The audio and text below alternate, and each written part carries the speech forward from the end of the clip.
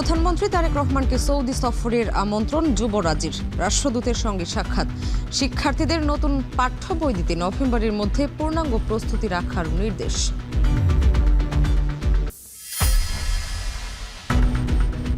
ভর্তুকি আর ঋণে চলছে জ্বালানি খাত। তেল গ্যাস আমদানি কমালে কাটবে আর্থিক সংকট, মন্তব্য মন্ত্রী প্রতিমন্ত্রীর।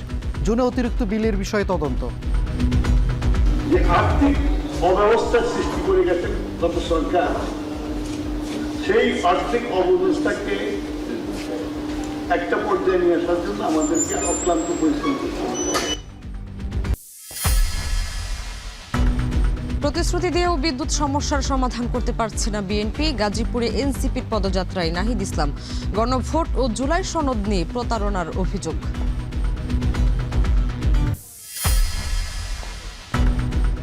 নিম্নচাপে উত্তাল সাগর। চট্টগ্রামে ভারী বৃষ্টিতে পাহাড় ধসের শঙ্কা। বান্দরবানে আটকা 1.5 শতাধিক পর্যটক। রোহিঙ্গা ক্যাম্পে প্রাণ গেল 9 জনের।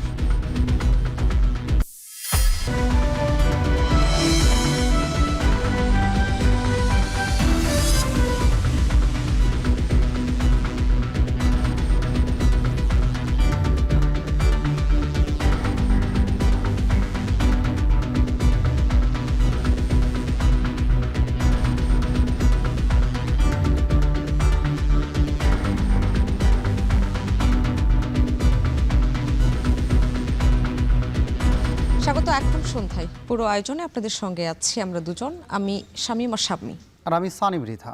প্রধানমন্ত্রী তারেক রহমানকে সৌদি সফরের আমন্ত্রণ জানিয়েছেন যুবরাজ মোহাম্মদ বিন সালমান। সচিবালয় সৌজন্য সাক্ষাৎ করে সৌদি রাষ্ট্রদূত। ব্রিফিংয়ে পররাষ্ট্র উপদেষ্টা হুমায়ুন কবির এ তথ্য জানান।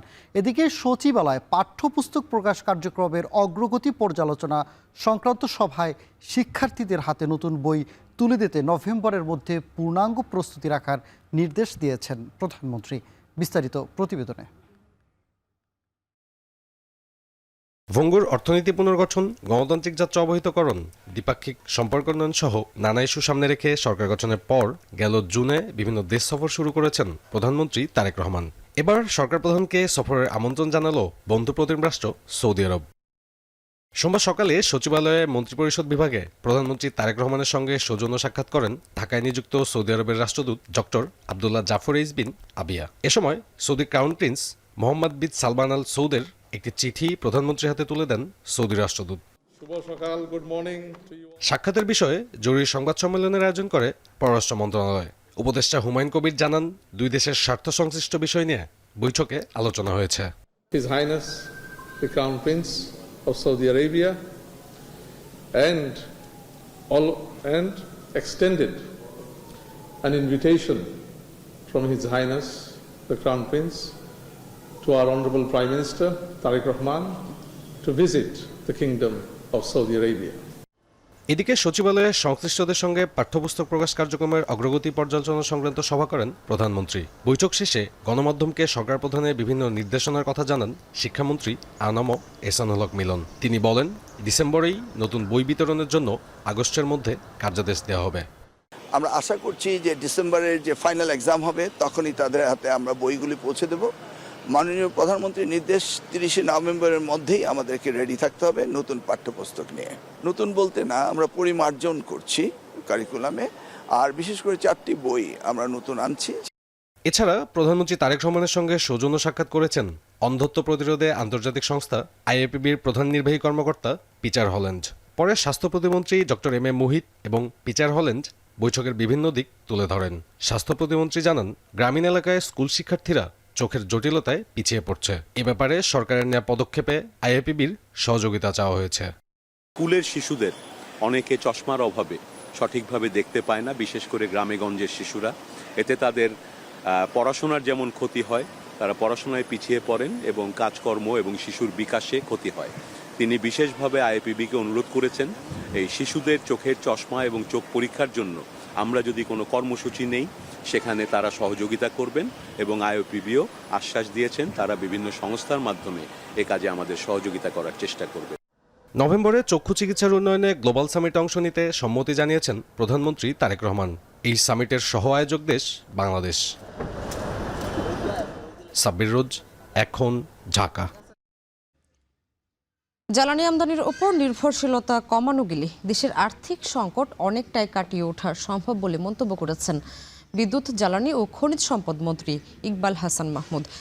ক্যাবের অনুষ্ঠানে তিনি বলেন, আওয়ামী সরকারের রেখে যাওয়া অতিরিক্ত ব্যয় ও ঋণ সামাল দিতেও সৌর বিদ্যুৎই কার্যকর পথ। আরেক অনুষ্ঠানে বিদ্যুৎ প্রতিমন্ত্রী বলেন, বাড়তি বিল নিয়ে যে ভুল বোঝাবুঝির সৃষ্টি হয়েছে তা নিরসনে সরকার আন্তরিক। বিস্তারিত জানাচ্ছেন সাজিদ আরাফাত। সম্প্রতি অস্বাভাবিক বিদ্যুৎ বিল নিয়ে দেশের বিভিন্ন স্থানে ভোগান্তি যেন চরমে। প্রিপেড মিটারে 2 থেকে 3 গুণ বিদ্যুৎ বিল নিয়ে অসন্তোষ দেখা গেছে গ্রাহকদের মাঝে। এমন বাস্তবতায় গ্রাহকদের ভোগান্তি আর ভুতুরে বিল নিয়ে ওঠা অভিযোগের পরিপ্রেক্ষিতে অবস্থান পরিষ্কার করল বিদ্যুৎ বিভাগ। সোমবার সকালে বিদ্যুৎ বিভাগে সংবাদ সম্মেলনে সচিব বলেন, অতিরিক্ত বিলের পেছনে শুধু ট্যারিফ বৃদ্ধি নয়, বরং বিদ্যুৎ ব্যবহারের পরিমাণ বেড়ে যাওয়ায় উচ্চতর স্ল্যাবের প্রভাবও রয়েছে। মাসের শেষ ভাগে বলেন, কিছু ক্ষেত্রে যে করণিক ভুল পাওয়া গেছে তা যাচাই করে সংশোধন করা হচ্ছে। গ্রাহক পর্যায় থেকে যেসব অভিযোগ এসেছে সেগুলো দ্রুত তদন্ত ও নিষ্পত্তির নির্দেশ দেওয়া হয়েছে বলেও জানান বিদ্যুৎ সচিব। যেহেতু এটা প্রযুক্তিগত বিষয়, এই ক্ষেত্রে আমাদের করণীয় কিছু ছিল না, তবে আমাদের 6টি ইউটিলিটি সর্বাত্মকভাবে গ্রাহকদের সহায়তা করেছে এটা সেটেল করতে। তবে ভবিষ্যতে যেন এই সমস্যার সমাধান করা যায়, এই ধরনের কোনো প্রযুক্তিগত জটিলতা সৃষ্টি না হয়, আমাদের যারা মিটার সরবরাহ করেছেন তাদের সাথে আমরা বসেছি, আমরা এখন থেকেই সেই ব্যবস্থাটা নিয়েছি। বিদ্যুৎ খাতের বিভিন্ন অসঙ্গতির প্রশ্নে প্রতিমন্ত্রী বলেন, এই খাতে যে সংকট তৈরি হয়েছে তা অতীতের সরকারের অব্যবস্থাপনার কারণেই। বেসরকারি পর্যায়ে বিদ্যুতের চুক্তিগুলো রাষ্ট্রীয় স্বার্থ মেনে হয়নি বলেও মন্তব্য করেন তিনি। এ সময় বাড়তি বিল নিয়ে যে ভুল বোঝাবুঝির সৃষ্টি হয়েছে তা নিরসনে সরকার আন্তরিক বলেও জানান প্রতিমন্ত্রী। আজকে বিদ্যুৎ বিভাগ যে সংকটে নিমজ্জিত, এটি হচ্ছে ফ্যাসিস্ট সরকারের সময় ভুল নীতির কারণে। এটা আপনাদেরকে বুঝতে হবে। আমরা বিদ্যুৎ উৎপাদনের ক্ষেত্রে আমরা স্বাবলম্বী হতে চাই, পরনির্ভরতা কমাতে চাই এবং আমরা রিনিউয়েবল এনার্জিতে ফোকাস করছি। আমরা আশাবাদী এই সরকারের মেয়াদ শেষে আমরা অন্তত নবায়নযোগ্য জ্বালানি থেকে 10,000 মেগাওয়াট পর্যন্ত আমরা বিদ্যুৎ উৎপাদন করতে সক্ষম হব বলে আমরা আশা।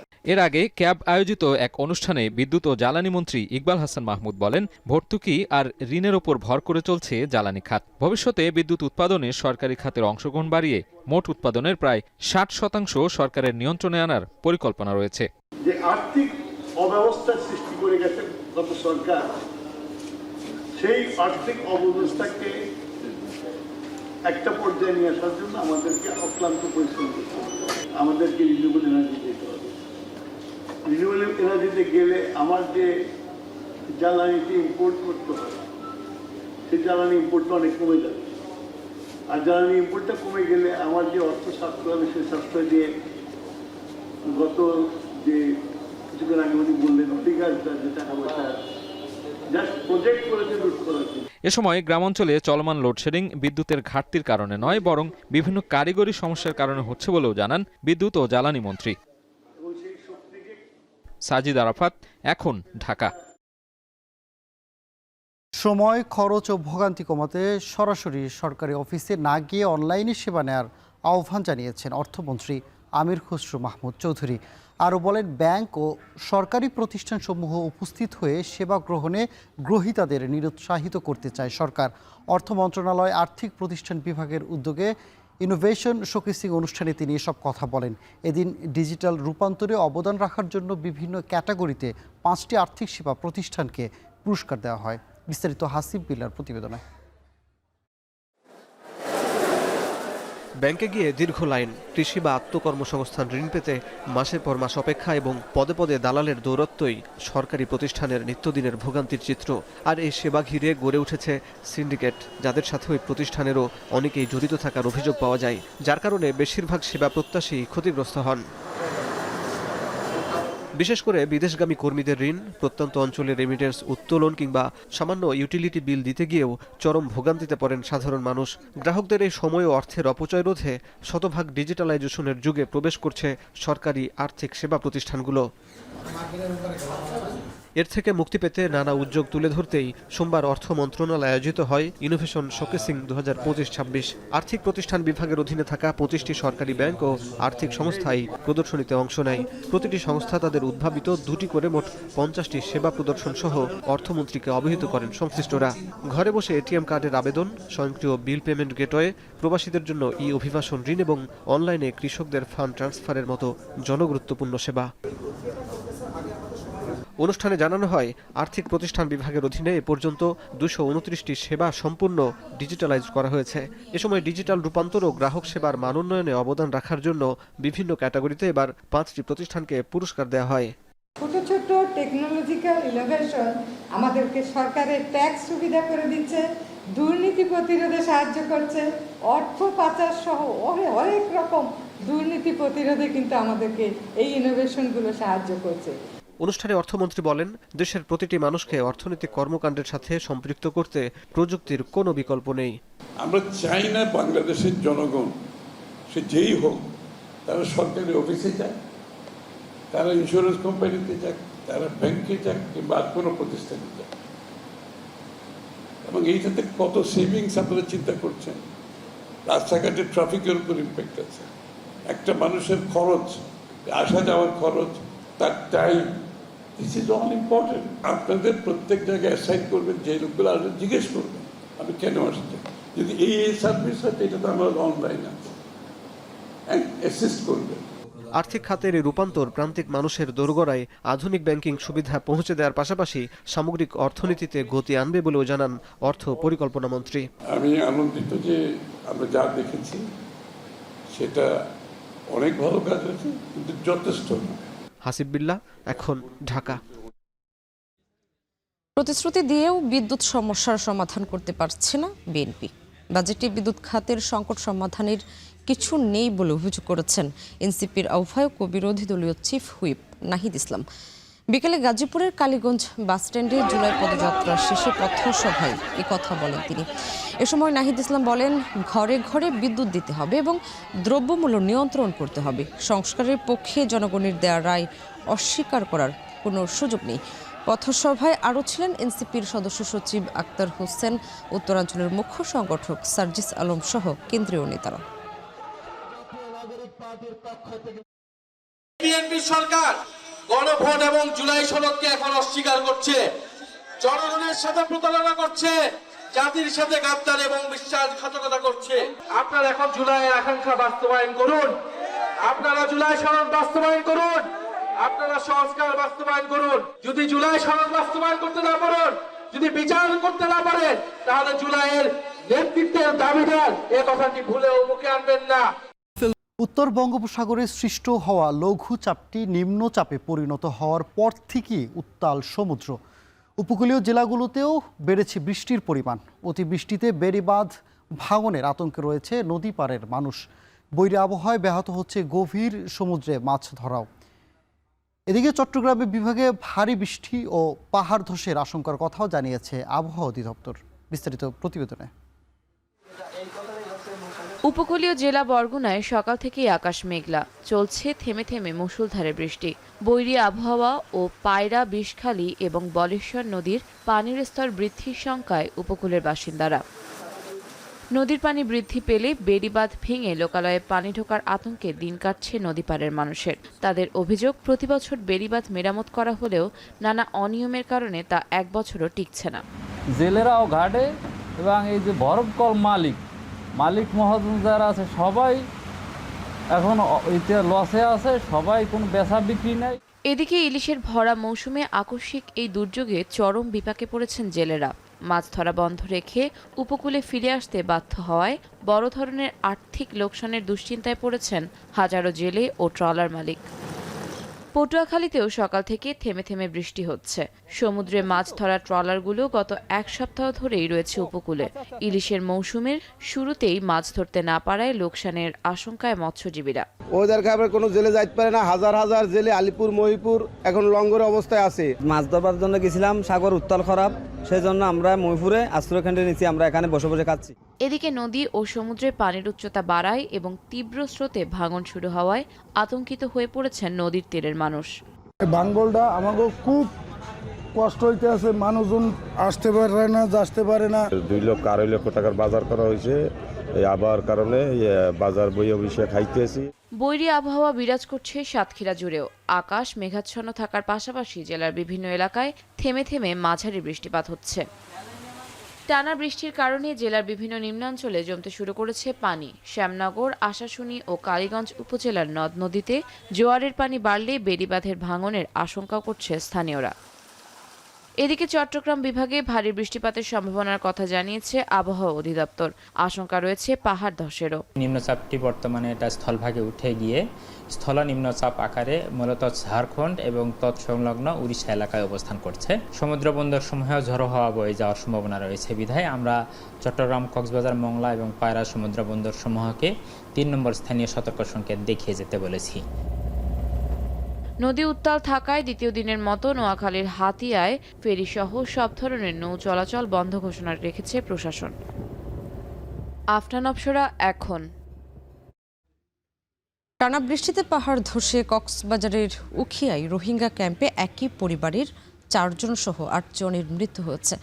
এই ঘটনায় কক্সবাজারে মারা গেছেন স্থানীয় এক বাসিন্দা। এ অবস্থায় ঝুঁকিপূর্ণ পাহাড়ি এলাকা থেকে বসবাসকারীদের নিরাপদ আশ্রয়ে সরে যাওয়ার আহ্বান জানিয়েছে জেলা প্রশাসন। বিস্তারিত জানাচ্ছেন মোহাম্মদ মোর্শেদ। টানা ভারী বর্ষণের মধ্যে ভোরের নিস্তব্ধতা ভেঙে উখিয়ার রোহিঙ্গা ক্যাম্পসহ কক্সবাজার জুড়ে ছড়িয়ে পড়ে স্বজন হারানোর আর্তনাদ। উখিয়ার জামতলী, কুতুপালং ও বালুখালী রোহিঙ্গা ক্যাম্পে পৃথক 3টি পাহাড় ধসের ঘটনায় প্রাণ যায় নারী ও শিশুসহ 8 জনের। এর মধ্যে জামতলী ক্যাম্পে একই পরিবারের 3 জন, কুতুপালং ক্যাম্পে 1 শিশু এবং বালুখালী ক্যাম্পে নারী ও শিশুসহ 4 জন প্রাণ হারান। আহত হয়েছেন আরও কয়েকজন। ফায়ার সার্ভিস ও স্থানীয় স্বেচ্ছাসেবকেরা উদ্ধার অভিযান পরিচালনা করেন। জ্বর বেশ দনক দরিয়া হান্দা ভাঙে লামিওরত আছে নিচে একই পরিবারের তো 3 জন লোক মানুষ মারা গিয়ে 4 জন মানুষ গা মুরগি ধালো গিয়ে আর 2-3 মানুষ গালি গিয়ে। এদিকে ভোরে কক্সবাজার শহরের 12 নম্বর ওয়ার্ডের ছাত্তারঘোনা এলাকায় পাহাড় ধসে একই পরিবারের 3 জন চাপা পড়েন। স্থানীয়রা তাদের উদ্ধার করে হাসপাতালে নিলে আলী আকবর নামে একজনকে চিকিৎসক মৃত ঘোষণা করেন। মানে 2টা থেকে 2:30 আমরা সবাই ঘুম, হঠাৎ একটা চিৎকার শুনছি যে ওরা মানে আমার বাসা পাশে। আমার আব্বুকে তুলতে চাইছে, অনেক মাটি বাহির করার একদম জ্ঞান নাই। কক্সবাজারে গত 24 ঘন্টায় 250 মিলিমিটারের বেশি বৃষ্টিপাত রেকর্ড করেছে আবহাওয়া অধিদপ্তর। সংস্থাটি জানিয়েছে, বঙ্গোপসাগরে অবস্থানরত লঘুচাপ ও সক্রিয় মৌসুমী বায়ুর প্রভাবে আগামী 2 দিন ভারী বর্ষণ অব্যাহত থাকতে পারে। পাহাড় ধসের ঝুঁকি থাকায় ঝুঁকিপূর্ণ এলাকায় বসবাসকারীদের নিরাপদ আশ্রয়ে সরে যাওয়ার আহ্বান জানিয়েছে প্রশাসন। ভারী বর্ষণের কারণে পাহাড়ি এলাকায় ভূমিধসের সম্ভাবনা আছে। যারা এই ঝুঁকিপূর্ণভাবে বিভিন্ন পাহাড়ে কিংবা ঝুঁকিপূর্ণভাবে বসবাস করছে তাদের কাছে কিন্তু মাইকিং করা হয়েছিল। এখন তারপরে অনেকে হয়তো এই বিষয়টা কর্ণপাত করে না কিংবা তারা তাদের জায়গাটা ছেড়ে আসতে চায় না। অন্যদিকে টানা ভারী বর্ষণে কক্সবাজার শহরসহ জেলার বিভিন্ন নিম্নাঞ্চল প্লাবিত হওয়ার আশঙ্কা দেখা দিয়েছে। অব্যাহত বৃষ্টিতে নিচু এলাকায় পানি জমতে শুরু করেছে। প্রাণহানি এড়াতে ঝুঁকিপূর্ণ এলাকা দ্রুত খালি করা, অবৈধভাবে পাহাড় কাটা বন্ধ এবং আগাম সতর্কতা জোরদারের দাবি স্থানীয়দের। এখন কক্সবাজার। এদিকে টানা ভারী বর্ষণে চট্টগ্রামে দেখা দিয়েছে পাহাড় ধসের আশঙ্কা। জানমালের নিরাপত্তায় দিনভর পাহাড়ি এলাকায় মাইকিং করেছে জেলা প্রশাসন। পাহাড়ের পাদদেশে ঝুঁকিপূর্ণভাবে বসবাসকারীদের দ্রুত নিরাপদ আশ্রয়ে সরে যেতে নির্দেশ দেওয়া হয়েছে। জেলা প্রশাসন জানিয়েছে, নগরীর ঝুঁকিপূর্ণ পাহাড়ি এলাকায় বসবাসরতদের সরিয়ে নিতে আশপাশের বিদ্যালয়গুলোকে অস্থায়ী আশ্রয়কেন্দ্র হিসেবে প্রস্তুত রাখা হয়েছে। একই সঙ্গে চলমান রয়েছে মাইকিং কার্যক্রম। এদিকে আবহাওয়া অধিদপ্তর জানিয়েছে, রোববার দুপুর 12টা থেকে সোমবার দুপুর 12টা পর্যন্ত গত 24 ঘন্টায় চট্টগ্রামে 118 মিলিমিটারের বেশি বৃষ্টিপাতের রেকর্ড করা হয়েছে। এই বৃষ্টিপাত আগামী 3 দিন অব্যাহত থাকতে পারে বলেও পূর্বাভাস দিয়েছে সংস্থাটি।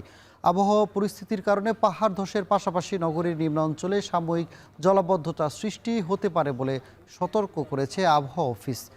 উত্তাল সাগরের কারণে চট্টগ্রামের বন্দরের বহির্নগর পণ্য ওঠানামাও ব্যাহত হচ্ছে। টানা ভারী বর্ষণে বান্দরবানে আটকা পড়েছে 1.5 শতাধিক পর্যটক।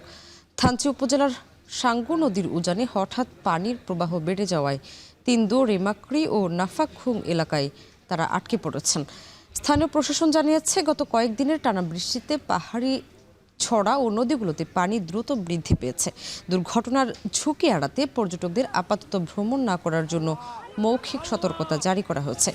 এদিকে স্থানীয়রা জানিয়েছেন নৌকা যোগে ভ্রমণের সময় একটি পর্যটকবাহী নৌকা স্রোতের কারণে দুর্ঘটনার শিকার হলেও বড় ধরনের দুর্ঘটনা ঘটেনি, কারণ আগেই যাত্রীদের নিরাপদে নামিয়ে দেওয়া হয়েছিল। তবে পর্যটক আটকে থাকার বিষয়ে প্রশাসনের পক্ষ থেকে এখনও আনুষ্ঠানিকভাবে বিস্তারিত তথ্য নিশ্চিত করা হয়নি।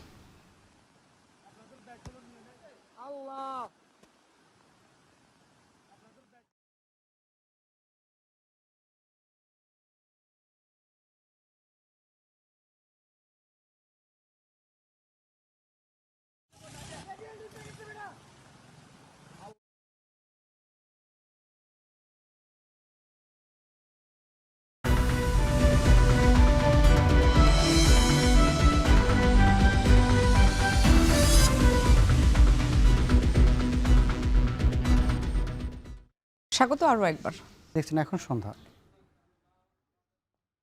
সার্ক পুনরুজ্জীবিত করতে বাংলাদেশ প্রস্তুত বলে জানিয়েছেন পররাষ্ট্র প্রতিমন্ত্রী শামা ওবায়েদ। সোমবার রাজধানীর ইস্কাটনে সার্কের পুনরুজ্জীবন নিয়ে BISS আয়োজিত সেমিনারে প্রতিমন্ত্রী বলেন, সার্ক পুনরুজ্জীবিত করা এখন সময়ের দাবি।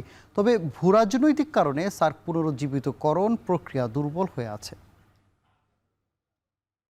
Long-standing India-Pakistan tensions have made consensus difficult and have often slowed regional initiatives. But SARC's challenges are not only political, they are also institutional. The organization needs stronger implementation capacity, greater financial strength, more effective specialized mechanisms, and a practical culture of follow-up. বিশ্বের সবচেয়ে মজবুত RFL ladder, যা 6061 grade অ্যালুমিনিয়ামে তৈরি। শক্তিশালী MS crossbar নিশ্চিত করে সর্বোচ্চ নিরাপত্তা। RFL ladder. অক্টোবর মাস ধরে স্থানীয় নির্বাচনের সার্বিক প্রস্তুতি নিয়ে এগুচ্ছে কমিশন। সবার আগে ইউনিয়ন পরিষদে ভোট হওয়া উচিত বলে মনে করেন কমিশনাররা। সবশেষে হতে পারে সিটি কর্পোরেশন নির্বাচন। এরই মধ্যে সীমানা বিরোধ নিষ্পত্তিতে সরকারকে চিঠি দেবে ইসি। সোমবার ইসিতে RFEDর অনুষ্ঠানে এসব তথ্য জানান কমিশনাররা। বিস্তারিত প্রতিবেদনে। ঘনিয়ে আসছে স্থানীয় সরকার নির্বাচন। 4000-এর বেশি ইউনিয়ন পরিষদ, 61টি জেলা পরিষদ আর 13টি সিটি কর্পোরেশনের বিভিন্ন পদ নির্বাচন উপযোগী রয়েছে। অক্টোবর মাস সামনে রেখে নির্বাচনের প্রস্তুতি নিচ্ছে নির্বাচন কমিশন। আজকের এই ফল উৎসবের সোমবার নির্বাচন ভবনে ইসিবিটের সাংবাদিকদের সংগঠন RFEDর ফল উৎসবে যোগ দিয়ে কমিশনার সানাউল্লাহ বলেন, স্থানীয় নির্বাচনের সব ধরনের প্রস্তুতি নিচ্ছে কমিশন। স্থানীয় সরকার নির্বাচন অনুষ্ঠানের জন্য আমরা আমাদের পর্যায় থেকে প্রস্তুতি নেওয়া শুরু করেছি। আমাদের জাতীয় নির্বাচনের মতো করেই ইনশাআল্লাহ খুব সুন্দরভাবে একটা ভালো নির্বাচন, স্থানীয় সরকার নির্বাচন আমাদের করতে হবে। এটা সময়ের দাবি এবং সেখানে আমরা আশা করব যে RFEDর সার্বক্ষণিক সহযোগিতা আমরা পাবো। নির্বাচন কমিশনার আব্দুর রহমানেল মাসউদ বলেন, ইউনিয়ন পরিষদ নির্বাচন সবার আগে হওয়া উচিত। প্রশাসক বিদ্যমান থাকায় সবশেষে হতে পারে সিটি কর্পোরেশনের ভোট। ইউনিয়ন পরিষদ বলেন, পৌরসভা এবং উপজেলা বা জেলা পরিষদ সবই খালি পড়ে আছে। পুরো অবস্থাতেই যেটা করতে হবে কি, আমাদের কতগুলো নির্বাচন হচ্ছে একের সাথে একে জড়িত। আগামী নির্বাচন যাতে ওই মাপের আমরা করতে পারি, সে ব্যাপারে নির্বাচন কমিশন সংশ্লিষ্ট সকলের সহযোগিতা কামনা করছে। স্থানীয় ভোট আয়োজনে সরকারের সাথে আলোচনার বিষয় আইনে না থাকলেও সীমানাসহ বিভিন্ন জটিলতা নিরসনে বৈঠক করলে ভালো হবে বলে মন্তব্য করেন নির্বাচন কমিশনার। অ্যাডিশন হচ্ছে, ওমিশন হচ্ছে, অর্থাৎ সীমানা ভাগ হচ্ছে, এখান থেকে কেটে নতুন একটা হচ্ছে, আরেকটা হচ্ছে, সব কিছু মিলে সরকারের সাথে এই নির্বাচন, সংসদ নির্বাচনে যেন সব কিছু আমাদের তরফ থেকেই আসতো। এখানে বাস্তব ক্ষেত্রে এবং আইনগত ক্ষেত্রেই সরকারের সাথে একটা আন্ডারস্ট্যান্ডিংয়ের ভিত্তিতে আমাদের কাজটা করতে হবে। জাতীয় সংসদ নির্বাচনের মতো স্থানীয় নির্বাচনও সহিংসতা মুক্ত করার প্রত্যাশা ইসির। অনেক লোকের ইনভলভমেন্ট, শুধু নির্বাচনে 5 জন কিন্তু না। তৌহিদুল তারেক, এখন ঢাকা। পার্শ্ববর্তী কিংবা মার্কিন মুলুকের কোনো দেশ পরিবর্তন করে দিয়ে যাবে না, নিজেদের পরিবর্তন নিজেদেরই করতে হবে বলে মন্তব্য করেছেন স্থানীয় সরকার মন্ত্রী মির্জা ফখরুল ইসলাম আলমগীর। আর পল্লী উন্নয়নে সরকার নারীদের ফ্যামিলি কার্ড ও কৃষকদের কৃষক কার্ড দিচ্ছে বলে জানান প্রতিমন্ত্রী। আরও জানাচ্ছেন জাওয়াত মাহমুদ। বাংলাদেশের অধিকাংশ মানুষই বাস করে গ্রামাঞ্চলে, তাই গ্রামাঞ্চলের উন্নয়ন মানেই দেশের উন্নয়ন। এমন বাস্তবতাকে সামনে রেখে জাতীয় পল্লী উন্নয়ন দিবসে রাজধানীর ওসমানী স্মৃতি মিলনায়তনে আলোচনা সভার আয়োজন করে পল্লী উন্নয়ন বোর্ড। আমরা সেভাবে আগাবো। আলোচনায় অংশ নিয়ে পল্লী উন্নয়ন ও সমবায় প্রতিমন্ত্রী মীর শাহে আলম বলেন, পল্লী উন্নয়নকে ত্বরান্বিত করতে নারীদের ফ্যামিলি কার্ড ও কৃষকদের কৃষক কার্ড দিচ্ছে সরকার। এই অর্থ বছরে বিএনপি সরকার 43,000 কৃষকের হাতে কৃষক কার্ড এবং অর্থ তুলে দেবে। এই 43 লক্ষ কৃষককে আপনাদের টার্গেটিং গ্রুপের মধ্যে নিয়ে এসে ঐক্যবদ্ধ করতে হবে। আপনাদের আলাদাভাবে লোক খুঁজবার দরকার নেই, লোক সরকারই আপনাদেরকে তৈরি করে দিচ্ছে ফ্যামিলি কার্ড, কৃষক কার্ডের মাধ্যমে। কোনো দাতা সংস্থা বা বিদেশি রাষ্ট্র দেশের পরিবর্তন আনতে পারবে না, নিজেদের পরিবর্তন নিজেরাই করতে হবে বলে মন্তব্য করেন এলজিআরডি মন্ত্রী মির্জা ফখরুল ইসলাম আলমগীর। যে আমরা যদি নিজেরা নিজেদের পরিবর্তন চাই, তা আমাদের নিজেদেরকে উদ্যোগ নিতে হবে। কেউ এসে আমাদের কিছু করে দিয়ে যাবে না, না যাবে পার্শ্ববর্তী দেশ অথবা আপনার দূরের দেশ অথবা আপনার সেই মার্কেট মূল্য থেকে কেউ এসে আমাকে সুন্দর করে দিয়ে যাবে না, তাই না? আমাকে আমার নিজের কাজ নিজেকে করতে হবে। এদিকে সিডআপ মিলনায়তনে আলোচনা সভায় মির্জা ফখরুল ইসলাম আলমগীর বলেন, পল্লী উন্নয়ন বর্তমান সরকারের অন্যতম প্রধান এজেন্ডা। নির্বাচনী প্রতিশ্রুতি অনুযায়ী পল্লী উন্নয়নে কাজ করছে সরকার।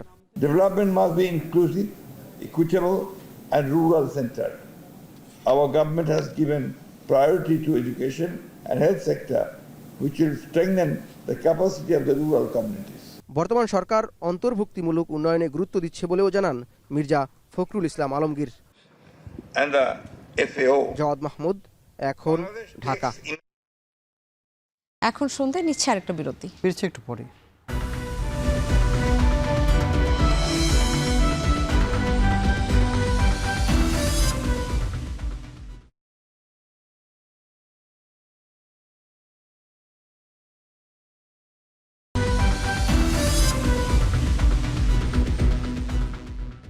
বিরতির পর ফিরে এলাম আরও একবার। আপনারা দেখছেন এখন সন্ধ্যা। 2029 সাল পর্যন্ত এলডিসি উত্তরণের সময় পেছানোর আবেদন করা হয়েছে। চ্যালেঞ্জ মোকাবেলায় পুরো অর্থনীতিকে ঢেলে সাজাতে হবে বলে মন্তব্য করেছেন তথ্য সম্প্রচার মন্ত্রী জহির উদ্দিন স্বপন। জাতিসংঘের সংশ্লিষ্ট কমিটির কাছে তারা পিছানোর জন্য অনুরোধ করেছেন এবং সেই অনুযায়ী এটি পিছিয়ে যাচ্ছে। আগামী নভেম্বরের যে বাধ্যবাধকতা আছে সেখান থেকে এটা পিছিয়ে 2029 সালের নভেম্বর পর্যন্ত চলে যাওয়ার একটা প্রক্রিয়া শুরু হয়েছে। যদিও সংশ্লিষ্ট কমিটি নানান রকম শর্ত দিয়েছেন এবং সেই শর্তগুলি অবশ্যই ন্যায্য এবং যৌক্তিক। যে আলোচনাটা এলডিসির গ্র্যাজুয়েশনের পরে ফেস করতে যাচ্ছি, যদি প্রাকৃতিক সম্পদ হিসাবে মানব সম্পদকে গ্রহণ করেও বসে থাকতে চাই, তাহলে সেখানেও কিন্তু এই আলোচনার প্রয়োজন পড়বে। কর্মজীবী নারীদের সন্তানদের জ্ঞান চর্চা ও মেধার বিকাশ বাড়াতে সারা দেশে শিশু দিবযত্ন কেন্দ্র ছড়িয়ে দিতে হবে বলে জানিয়েছেন ডাক্তার জুবাইদা রহমান। রাজধানীর 3টি ডে কেয়ার সেন্টার পরিদর্শন শেষে পানি ভবনে এক আলোচনা সভায় তিনি একথা বলেন। জুবাইদা রহমান বলেন, কর্মজীবীদের সন্তানদের জন্য ডে কেয়ার সেন্টারের ব্যবস্থা করা গেলে তারা নিশ্চিন্তে কাজ করতে পারবে। তবে স্বল্প আয়ের মানুষ যেন খরচ চালাতে হিমশিম না খায় সেদিকেও খেয়াল রাখতে হবে। সমাজ কল্যাণ মন্ত্রী ডক্টর AZM জাহিদ হোসেন বলেন, ডে কেয়ার সেন্টার বাড়াতে প্রশিক্ষিত জনবল ও ভালো মানসিকতার মানুষ প্রয়োজন, যাতে শিশুরা আগামী দিনের জন্য তৈরি হতে পারে। এদিকে দেশের প্রান্তিক পর্যায়ে পর্যন্ত শিশুদের দিবাযত্ন কেন্দ্র স্থাপনে সরকার কাজ করছে বলে জানান পানি সম্পদ মন্ত্রী শহীদ উদ্দিন চৌধুরী অ্যানি।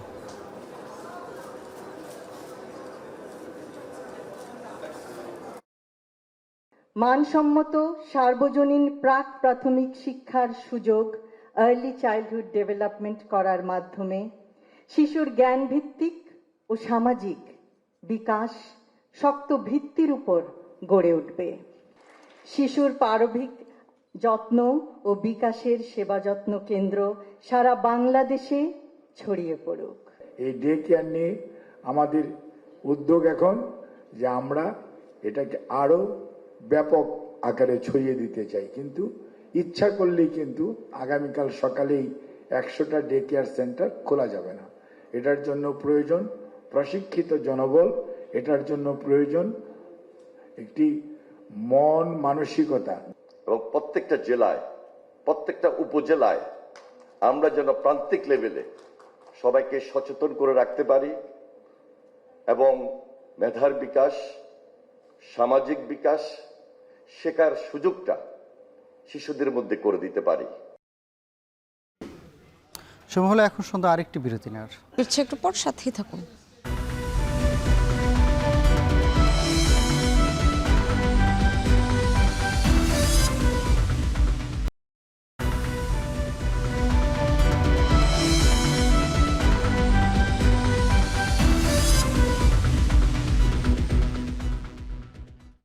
বিরতির পর ফিরে এলাম আরও একবার। দেখছেন এখন সন্ধ্যা। চলছে ইরানের প্রয়াত সর্বোচ্চ নেতা আয়াতুল্লাহ আলী খামেনির শেষ বিদায়ের চতুর্থ দিনের আনুষ্ঠানিকতা। তেহরানের গ্র্যান্ড মোসাল্লা থেকে শুরু হওয়া শোকযাত্রা এরই মধ্যে রূপ নিয়েছে জনসমুদ্রে। দলে দলে লোকজন জড়ো হতে শুরু করেছে তেহরানের বিখ্যাত আজাদি স্কয়ারে। কয়েক কিলোমিটার দীর্ঘ পথ তৈরি হয়েছে শোকার্ত মানুষের। মরদেহ বহনকারী বহরের সঙ্গে এগিয়ে যাচ্ছে মানুষের ঢল। এ সময় ইরানের পতাকা হাতে খামেনি হত্যার প্রতিশোধ নেয়ার স্লোগান দিতে থাকে জনতা। ইরানি কর্তৃপক্ষ জানিয়েছে 10 থেকে 12 ঘন্টা ধরে চলবে এই শোকযাত্রা। দামাভান্ড স্ট্রিট, ইমাম হোসেন স্কয়ার, ইনকেলাব স্কয়ার ঘুরে পরবর্তী আনুষ্ঠানিকতার জন্য মরদেহ নেওয়া হবে পবিত্র কোপ শহরে।